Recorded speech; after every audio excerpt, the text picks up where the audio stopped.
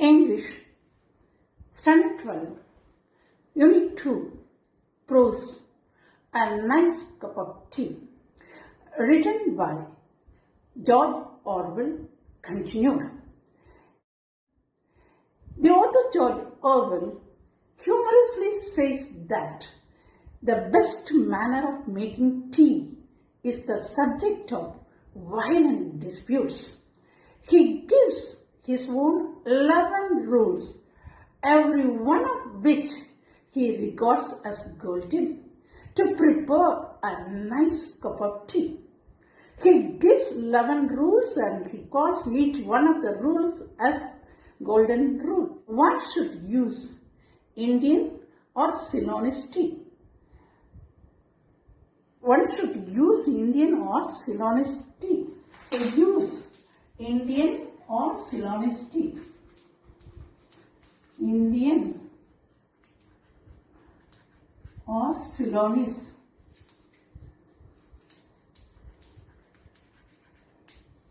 The author prefers Indian tea. He likes Indian tea.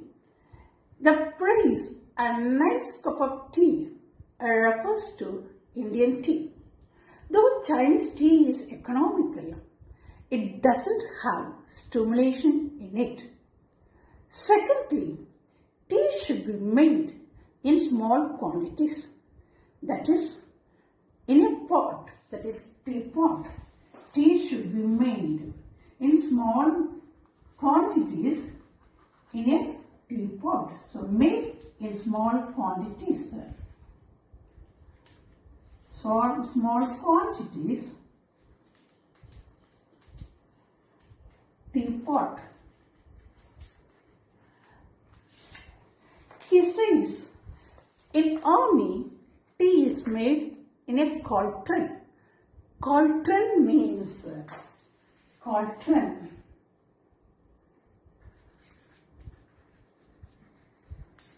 A big pot used for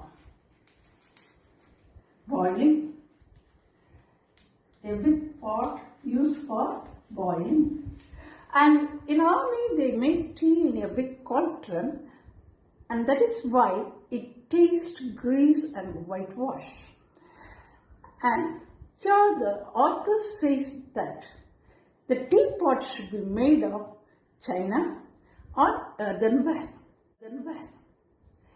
Thirdly, the teapot should be warmed beforehand. Warm the teapot initially. So, warm the pot initially. So, teapot should be warmed beforehand.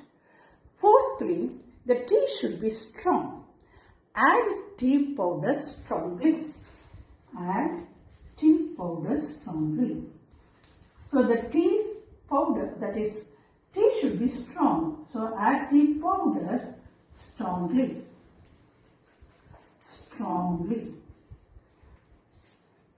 Just think that according to the author, 6 teaspoons of tea powder would be enough to give a strong tea. And he believes that 1 strong cup of tea is better than 20 weak ones. So he suggests that the tea powder should be added strongly. And fifthly, the tea powder should be put straight into the teapot. The tea powder should be put straight into the teapot. So put the tea powder straight into the teapot. Put the tea powder straight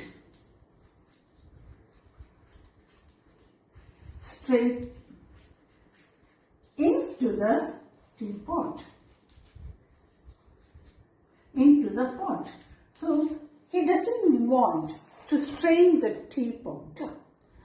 And moreover, he says that the strainers, muslin bags or other devices should not be used to strain the tea. Strainers, muslin bags and other devices should not be used to strain the tea. And that is why he clearly says here in this. Fifthly, the tea should be put straight into the pot.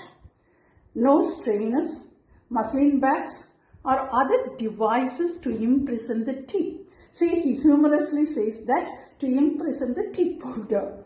Okay, in some countries, teapots are fitted with little dangling. Dangling means that is hanging freely.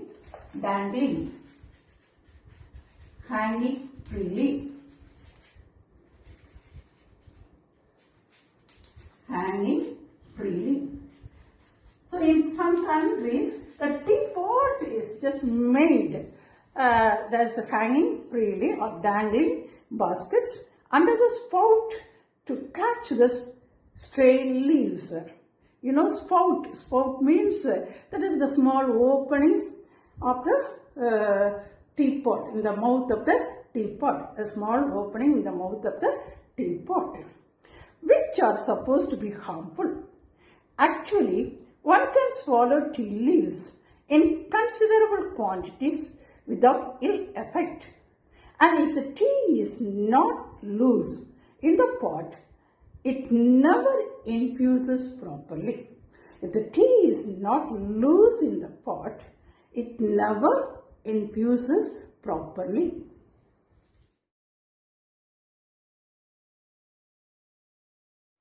Sixthly, take the teapot to the kettle. Take the teapot to the kettle.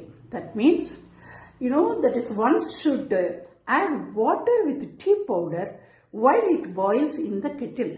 So add water, that is boiled water in the tea powder. That's what he just wanted to say. So take sixth point, take the teapot to the kettle. Teapot to the kettle.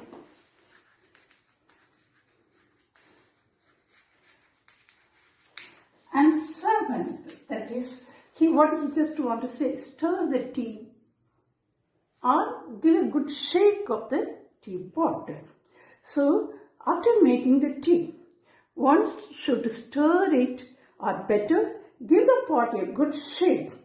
Afterwards, allowing the leaves to settle so that the tea leaves may settle down properly. So, stir the teapot. Stir the tea or shake the pot. Shake the pot well. Okay. Now, eighthly, what is that? Use for drinking a good breakfast cup. So, drink in a good breakfast cup. Drink in a good breakfast cup.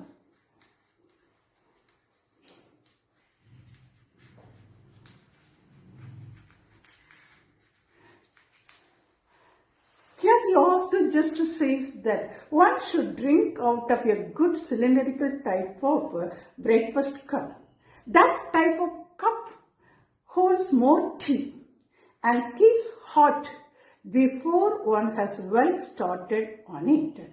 And that is why he suggests to have a good breakfast cup and have tea more in a good breakfast cup. And ninthly, one should pour the cream of the milk. That is, use the cream of the milk. Use the cream of the milk.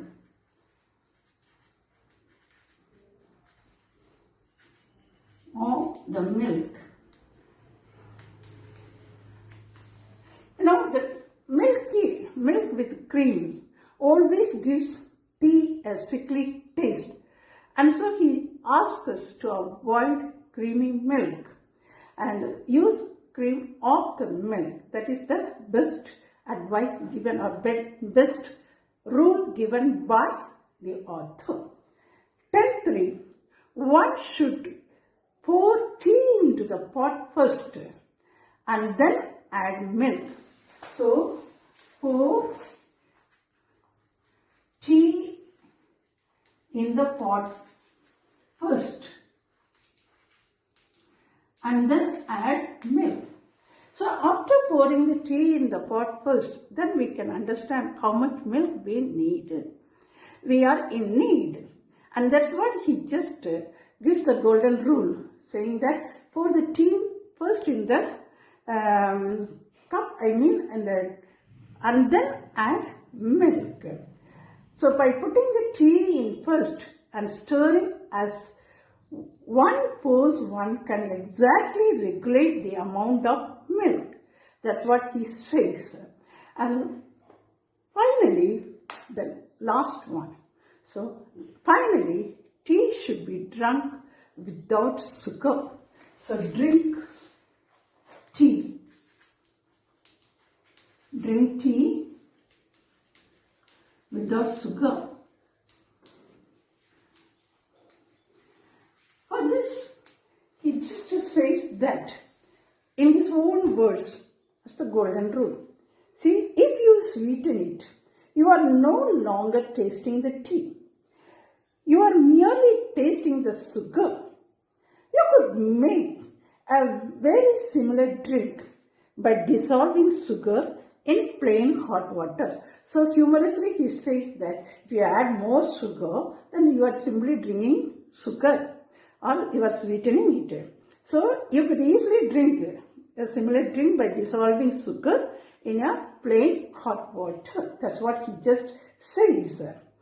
Moreover, he adds in his own words, saying that try drinking tea without sugar for, say, a fortnight, and it is very unlikely that you will ever want to ruin your tea by sweetening it again.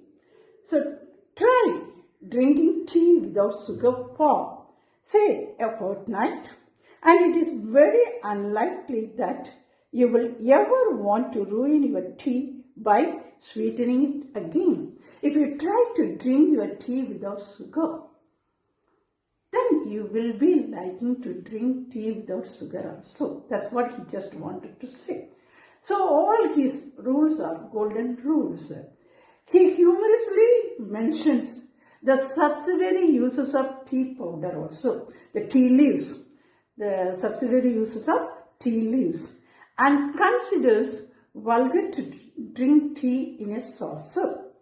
So thus the author recommends that tea should be strong and tasty, and he recommends a nice cup of tea. That means a strong tea, even in a small amount.